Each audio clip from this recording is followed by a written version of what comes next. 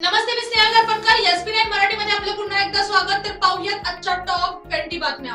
पाहूयात कोल्हापूर जिल्ह्यातील टॉप बातम्या. पाणी पुरवठा योजनेला गती. कोल्हापूर शहरातील नवीन पाणी पुरवठा प्रकल्पाचे काम वेगाने सुरू असून नागरिकांना नियमित व स्वच्छ पाणी मिळण्याची अपेक्षा आहे. पंचगंगा नदी प्रदूषणावर नियंत्रण. पंचगंगा नदीतील प्रदूषण कमी करण्यासाठी प्रशासनाने विशेष मोहीम राबवली असून औद्योगिक सांडपाण्यावर नियंत्रण आणले जात आहे.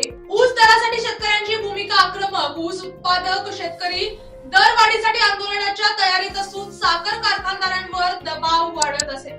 स्वच्छता अभियानाला गती. महापालिकेकडून शहर स्वच्छतेवर विशेष भर दिला जात असून विविध भागात स्वच्छता मोहीम राबवली जात आहे. रस्ते विकास कामांना मंजुरी. जिल्ह्यातील प्रमुख रस्त्यांच्या दुरुस्ती व नव्या रस्त्यांच्या कामांना निधी मंजूर झाला आहे. पर्यटन विकास प्रकल्प सुरू. पन्हाळा आणि ज्योतिबा मंदिर परिसरात पर्यटन वाढीसाठी पायाभूत सुविधा उभारण्याचे काम सुरू आहे. भाजीपाला दरात चढ उतार. स्थानिक बाजारात भाजीपाल्याच्या दरात सतत बदल होत असून ग्राहक आणि शेतकरी दोघांनाही याचा परिणाम जाणवत आहे. तर आता पाहूयात महाराष्ट्रातील टॉप बातम्या. शेतकरी प्रश्नांवर उच्चस्तरीय बैठक. देवेंद्र फडणवीस यांच्या अध्यक्षतेखाली शेतकऱ्यांच्या समन्वयावर चर्चा झाली असून दीर्घकालीन उपाययोजना करण्यावर भर देण्यात आला. नमो शेतकरी निधी वितरण. राज्यातील लाखो शेतकऱ्यांच्या खात्यात थेट आर्थिक मदत जमा करण्यात आली असून ग्रामीण अर्थव्यवस्थेला चालना मिळत आहे. एलपीजी टंचाईवर पर्यायी उपाय. आंतरराष्ट्रीय परिस्थितीमुळे एलपीजी पुरवठा कमी झाल्याने केरोसिन वितरणाचा पर्याय राज्यात राबवला जात आहे. मुंबईत विकास प्रकल्पांना वेग. मुंबई शहरात मेट्रो, रस्ते व इतर पायाभूत सुविधा प्रकल्पांना गती देण्यात येत आहे. धनगर आरक्षण प्रश्न पुन्हा चर्चेत.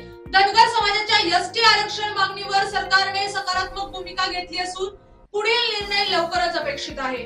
रामनवमी उत्सव उत्साहात. राज्यभर रामनवमी मोठ्या भक्तिभावाने साजरी झाली असून विविध ठिकाणी धार्मिक कार्यक्रमांचे आयोजन झाले. पाणी टंचाईवर उपाययोजना. ग्रामीण भागात पाणी टंचाई टाळण्यासाठी जलसंधारण व टँकर व्यवस्थेवर भर दिला जात आहे. तर आता पाहूयात भारतातील टॉप बातम्या. इंधन दरवाढीचा परिणाम. पेट्रोल डिझेल दरवाढीमुळे वाहतूक खर्च वाढून सर्वसामान्यांच्या खर्चात वाढ होत आहे. कृषी व पायाभूत योजनांना प्रोत्साहन. केंद्र सरकारने कृषी आणि इन्फ्रास्ट्रक्चर क्षेत्रासाठी नवीन योजना जाहीर केल्या आहेत. सीमावर्ती भागात सुरक्षा कडक. देशाच्या सीमांवर सुरक्षा यंत्रणा अधिक सतर्क करण्यात आली असून सैन्य तैनाती वाढली आहे. एलपीजी पुरवठ्यावर जागतिक परिणाम. आखाती देशातील तणावांमुळे भारतातील एलपीजी पुरवठ्यावर काही प्रमाणात परिणाम जाणवत आहेत. डिजिटल इंडिया प्रकल्प विस्तार.